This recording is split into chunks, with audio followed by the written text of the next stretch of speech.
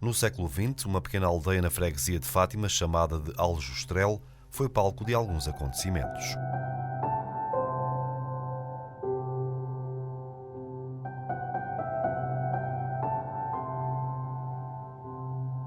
Aqui nasceram os santos pastorinhos Santa Jacinta e São Francisco Marto, os mais jovens santos não mártires da Igreja Católica. Também em Aljustrel nasceu e viveu a querida irmã Lúcia, prima destes pequenos, a vidente e portadora da mensagem de Fátima.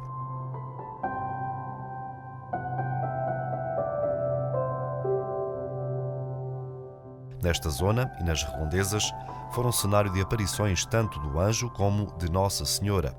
Deus olhou para aquelas crianças e iluminou-as com uma forte missão.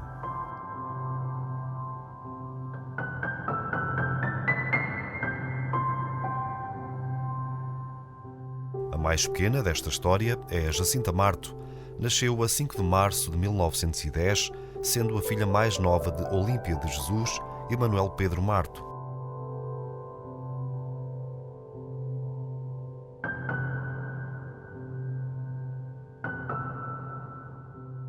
Segundo as memórias da irmã Lúcia, a prima era uma menina doce e com grande apetência para o baile. Porém, amoava facilmente e tinha um defeitozinho de agarrada, mudando após as aparições de Nossa Senhora na Cova da Iria.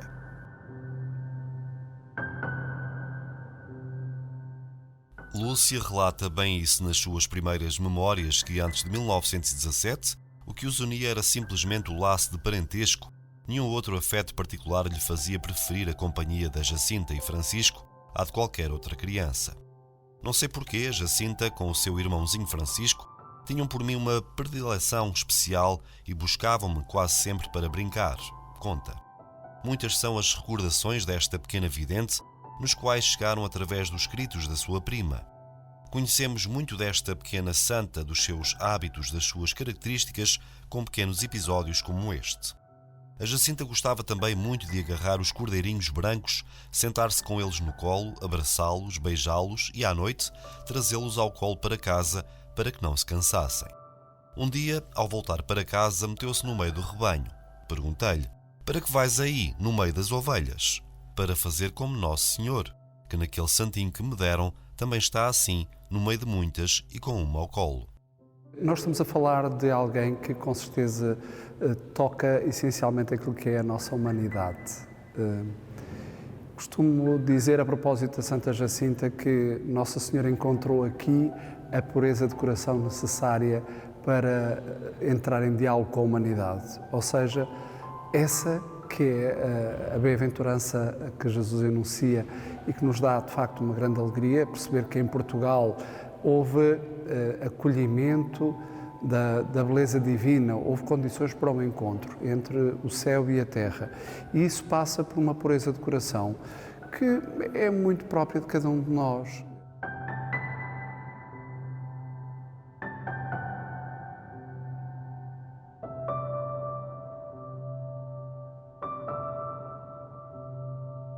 Mas o quão especial era Jacinta Marto? Eu creio que Nossa Senhora encontrou o céu, encontrou em Fátima, e nomeadamente nos pastorinhos, e na Santa Jacinta, de um modo também muito especial, encontrou essa pureza de coração que permite com que haja verdadeiro diálogo, ligação, não é? Porque a pureza de coração é a virtude que nos permite ver a Deus.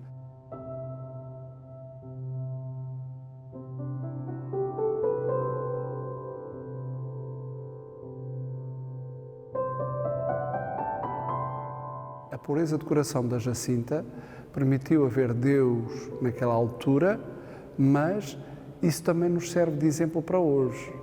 Devemos cultivar a pureza de Deus para encontrarmos o Senhor em tantas coisas. E neste tempo que estamos a viver, esta virtude da Jacinta, a pureza de coração, é também para nós, a pureza de olhar, aquela característica que nos fará encontrar a Deus no meio desta realidade. Hoje em dia, às vezes parece tão conturbada e às vezes tão nublada, não é?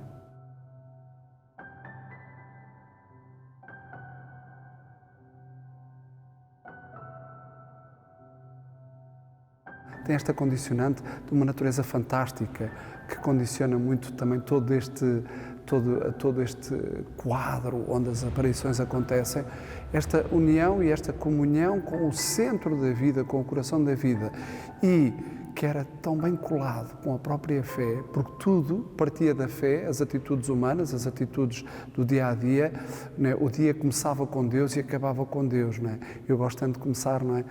Deus nos deu os bons dias e ao fim do dia, até amanhã, se Deus quiser.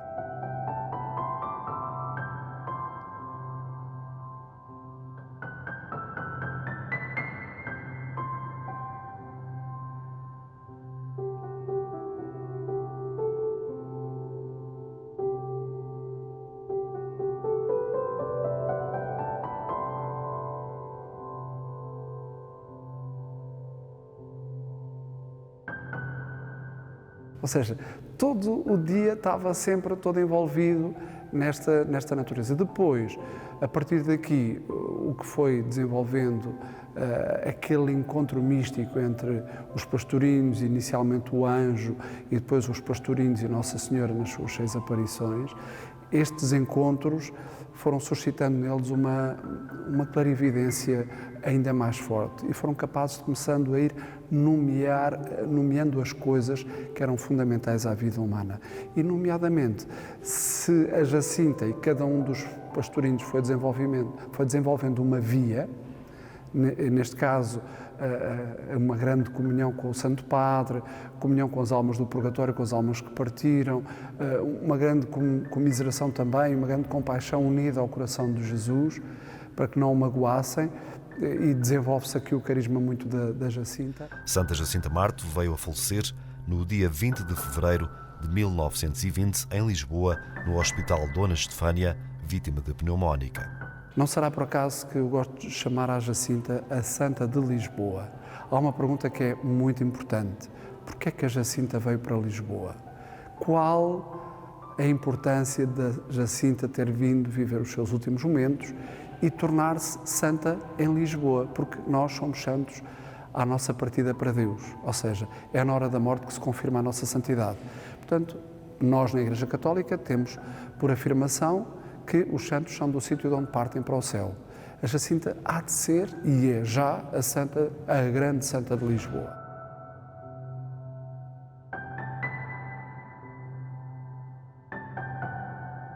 Ela trouxe muitas interpelações.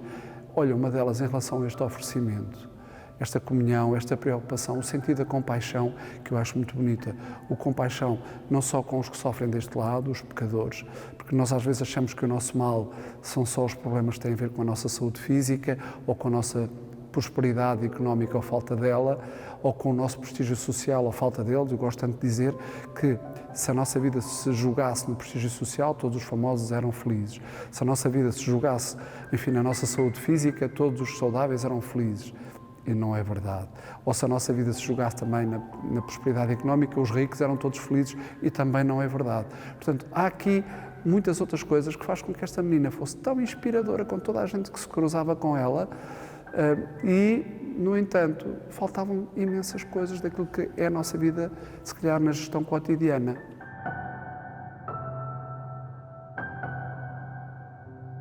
Ela conseguiu elevar a humanidade à divindade como? Amorizando todas as realidades da sua vida. Irmã Lúcia conta nas suas memórias que não disponha de muito tempo livre, porém, durante as horas silenciosas de trabalho, pegava sempre num bocado de papel com um lápis escondido debaixo da costura, ia recordando e apontava o que os Santíssimos Corações de Jesus e de Maria quisessem que ela recordasse. Porém, apesar disso, tinha uma inclinação poética. Eis um poema de Lúcia dedicado à sua pequena prima. Ó tu que a terra passaste voando, Jacinta querida, numa dor intensa, Jesus amando, não esqueças a prece que eu te pedia. Sê minha amiga junto do trono da Virgem Maria. Lírio de candura, pérola brilhante. Ó lá no céu, onde vives triunfante, serafim de amor, com o teu irmãozinho, roga por mim aos pés do Senhor. Francisco Marto é um dos irmãos de Jacinta. Nasceu a 11 de junho de 1908. Na altura não era obrigatório ir à escola e assim juntou-se à sua prima Lúcia no pastoreio. Posteriormente, veio a sua irmã Jacinta. Segundo Lúcia, nas suas memórias, dizia que Francisco não parecia irmão da Jacinta, senão nas feições do rosto e na prática da virtude. Não era como ela, caprichoso e vivo, era, ao contrário, de natural pacífico e condescendente. O seu defeito principal seria o de não terrá-los. Lúcia ainda dizia que Francisco era diferente, sempre a sorrir, sempre amável e condescendente, brincava com todas as crianças indistintamente. Não repreendia a ninguém, apenas às vezes se retirava quando via alguma coisa que não estava bem. Francisco era uma criança, sobretudo a partir das aparições, que valorizava o recolhimento e a oração. Sobretudo uma oração feita em lugares de solidão, em que Francisco estivesse isolado do mundo, quer em contexto da natureza, quer em contexto da Igreja. Francisco, durante as aparições, tanto do anjo como de Nossa Senhora, tinha uma particularidade. Apenas conseguia ver ao invés da Jacinta que ouvia. E Lúcia, que conseguia ouvir e falar. Mas como é que este pequeno encarou a sua especificidade? De facto, pelas descrições que nós temos dos próprios três videntes, a Lúcia conseguia ver e falar, ouvir e falava com a Virgem Maria e com o anjo. A Jacinta apenas ouvia e, de facto, Francisco apenas via. É muito importante olharmos para esta particularidade e percebermos também a forma como ele a encarou, com uma grande humildade, que aparentemente muitas vezes se olha para a própria particularidade do Francisco como sendo algo mais desnivelado relativamente à sua prima e à sua irmã, efetivamente não era assim que ele encarava. E, portanto, ao olharmos a humildade com que Francisco encarava sobretudo a graça de ter a aparição da Virgem Maria e do anjo, percebemos que efetivamente foi esse caminho que o levou a um caminho de encontro com Deus. Porquê? Porque as aparições dele foram, sobretudo, a visão que ele teve, uma visão marcada pelo silêncio. E depois foi também esse silêncio que marcou aquilo que foi o seu percurso de vida ao encontro de Deus. Este menino vem a adoecer a 18 de outubro de 1918, pouco mais de um ano depois da última aparição, vítima da epidemia da gripe pneumónica que assolou o país. Doente, permanecia no seu quarto, onde recebia bastantes visitas. Uma vez mais, a sua prima recorda uma particularidade destas visitas. Diante das pessoas grandes que o visitavam, mantinha-se em silêncio e respondia ao que lhe perguntavam em poucas palavras. As pessoas que o visitavam, tanto da terra como de fora, sentavam-se junto da cama dele, às vezes longo tempo, e diziam: "Não sei que tem o Francisco, a gente sente-se aqui bem." É um mistério que a gente não entende. São crianças como as outras, não nos dizem nada e junto delas sentem-se um não sei quê diferente dos demais. Parece que se sente ao entrar no quarto do Francisco o que sentimos ao entrar na igreja. Sobretudo esta questão de o encontro com Deus era potenciado através de uma oração feita com uma grande intensidade e em contexto de solidão. Aliás, Lúcia chegou a descrever que uma vez, quando, mediante a ausência dele, o procuraram, encontraram-no prostrado numa tal intensidade de oração que nem ouviu o chamamento da irmã e da prima. Esta questão da oração feita num momento de silêncio, recolhido e afastado do mundo, foi de facto o caminho que foi fundamental para aquilo que foi a santidade de Francisco Marto. São Francisco foi chamado aos céus no dia 4 de abril de 1919, o primeiro dos três a ir para junto da mãe. Nós podemos olhar para a vida de São Francisco de Marco e recolhermos inúmeras influências e é, sobretudo, uma fonte de inspiração. A grande virtude que acompanha e que dá carisma de santidade também aos pastorinhos é a heroicidade no sofrimento.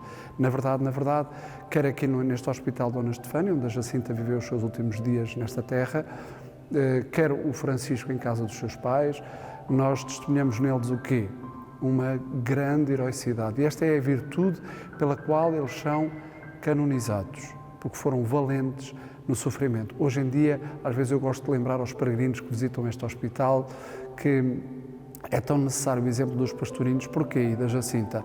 Porque a Jacinta, que aqui foi operada a uma cirurgia tremenda, aqui viveu momentos muito, muito duros e difíceis, da boca dela só se ouvia meu Jesus, minha Nossa Senhora. É impressionante. Até os que não eram crentes ficaram tocados com essa marca da Jacinta. E fazia de tudo oferecimento, o que é ainda mais fantástico, porque esta espiritualidade do oferecimento é muito nossa e é também muito cristã e muito de Jesus, porque é pelo oferecimento que Jesus nos salva. Destacarei sobretudo duas que me parecem muito importantes. Uma era a forma como ele olhava para a natureza. De facto, a contemplação e a forma como ele se encontrava com Deus na natureza vai ao encontro do que são também as preocupações da Igreja atual. Não nos podemos esquecer que o Papa Francisco publicou a encíclica Laudato Si, que acabou por, no fundo, chamar a atenção dos crentes para a importância de termos uma relação saudável e importante com a natureza. Outro dos aspectos muito importantes da vida de São Francisco de Marto foi, de facto, o silêncio. No mundo tão ruidoso, para aqueles que se identificam como crentes, têm de facto de olhar para a vida, ou podem olhar para a vida de São Francisco de Marto, como alguém que valorizou o silêncio para o encontro com Deus.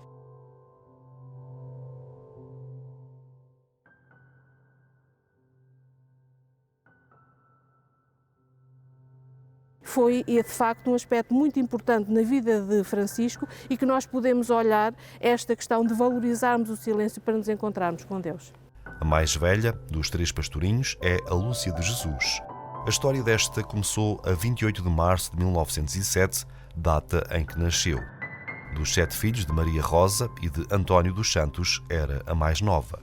É desde a primeira hora, desde que há pessoas a vir a Fátima, precisamente à procura do testemunho que ela com os seus primos dão da mensagem que aqui é deixada, é uma criança primeiramente e depois uma mulher, uma jovem e depois uma mulher, claramente cheia da virtude da perseverança. Consciente de que está a dizer aquilo que experimentou do ponto de vista místico, aquilo que nós dizemos normalmente que são as aparições de Nossa Senhora, Lúcia sabe que tem uma mensagem muito clara que tem que transmitir ao mundo. E mesmo ainda enquanto criança, não deixa de o fazer, mesmo sendo aliciada para que não o faça, mesmo sendo tentada para se contradizer no seu testemunho, Lúcia assume com total perseverança aquilo que é a sua missão. Ela entende que a sua vida deve ser entregue a Deus e, a partir daí, pauta a sua vida por essa entrega, sempre firme, completamente consciente de que tem um papel na história da comunidade, da história da Igreja e na história da própria humanidade. Não nos podemos esquecer que é a partir do seu testemunho, também dos seus primos, obviamente, mas a partir do grande testemunho que Lúcia dá, não apenas como criança, mas ao longo de toda a sua vida, que milhares e milhares de pessoas vêm a Fátima e continuam hoje a vir a Fátima. E este vir a Fátima significa entregarem também as suas vidas, tal como Lúcia entregou e serviu de modelo a estas multidões.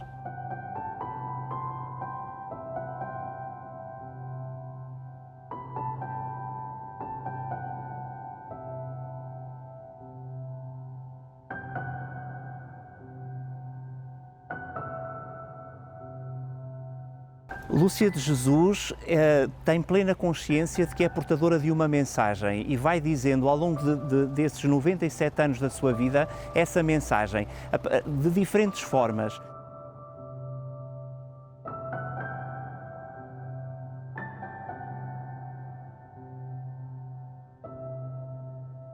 Primeiro, a partir do momento em que é interrogada por aqueles que vêm a Fátima e querem saber mais daquilo que aqui acontece, depois ao longo da sua vida e da sua entrega como religiosa doroteia, primeiramente, e depois como carmelita. E mesmo sabendo que está dentro de um claustro, dentro de grades de um convento como é a vida dos carmelitas, ela tem consciência de que está ligada ao mundo. E, portanto, essa ligação ao mundo faz com que Lúcia seja uma grande confidente da história humana ao longo do século XX, uma grande anunciadora da paz que se faz a partir da mensagem de Fátima, propagadora da questão do rosário. Ela entende que o rosário é uma oração muito importante precisamente para alcançar a paz. Estamos perante uma mulher que desafia o mundo a posicionar-se diante desta dimensão que não é apenas religiosa, mas é também política. É religiosa no sentido daqueles que se revêem no Evangelho de Cristo, mas é também política naqueles que se revêem no fazer a paz do mundo ao longo dos séculos da história. Ora, o grande desafio que Lúcia lança à humanidade é precisamente isso, e é precisamente por aí que a Igreja entende que Lúcia possa ser dada como exemplo a ser seguida.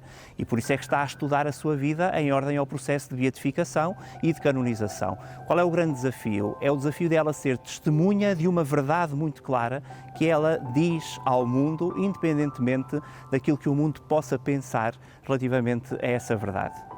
A partir das aparições, as vidas dos pastorinhos foram transformadas num ato total de amor e de entrega a Deus. Cada um deles tinha uma vocação especial. No caso da irmã Lúcia, Deus escolheu-a para divulgar a mensagem de Nossa Senhora. Como tal, ficou cá mais algum tempo. Foi ela que nos deu a conhecer o que ela lhe disse, quais foram os pedidos de Nossa Senhora.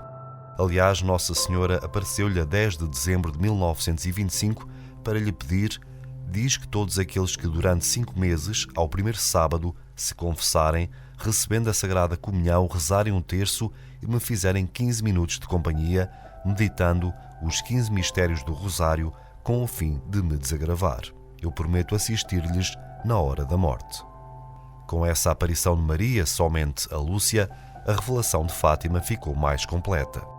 Daí Lúcia teve sempre uma responsabilidade muito grande. Logo sempre foi a mais privilegiada no sentido de ver, ouvir e falar. Os três pastorinhos de Fátima são claramente uma inspiração para o mundo contemporâneo. Aliás, quando a Igreja diz que Francisco Marto e Jacinta Marto são já dignos de serem tomados como exemplo, não apenas a nível nacional ou local, como foi com a beatificação, mas a um nível global, como foi com a canonização que o Papa Francisco faz no 13 de maio de 2017. Em nome da Santíssima Trindade, para a exaltação da fé católica e incremento da vida cristã, com a autoridade de nosso Senhor Jesus Cristo, dos santos apóstolos Pedro e Paulo e nós, depois de termos longamente referido,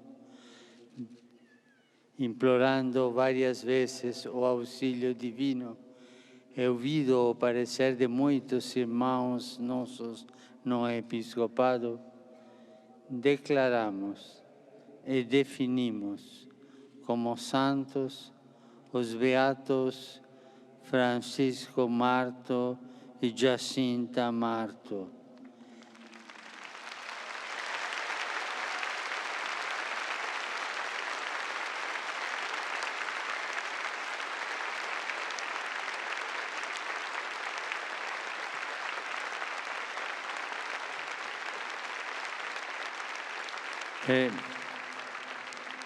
E inscrevemos-los no catálogo dos santos, estabelecendo que em toda a Igreja sejam devotamente honrados entre os santos, em nome do Pai, e do Filho e do Espírito Santo.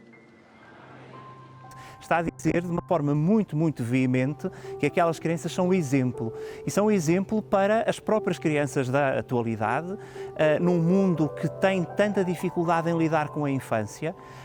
Por um lado porque exalta as virtudes das crianças, mas por outro lado porque estamos num mundo que verdadeiramente não sabe trabalhar o tema da infância, ou porque sexualiza demasiado as crianças, ou porque as expõe, ou porque tem dificuldade em perceber o seu verdadeiro papel naquilo que é a sociedade atual. Por outro lado, o exemplo de Lúcia pode ser para a humanidade da atualidade o exemplo da mulher perseverante, da mulher que é profeta num mundo que passa de diferentes estados sociais, políticos, ideológicos e que mantém sempre firme a sua crença, a sua fidelidade à verdade em que acredita.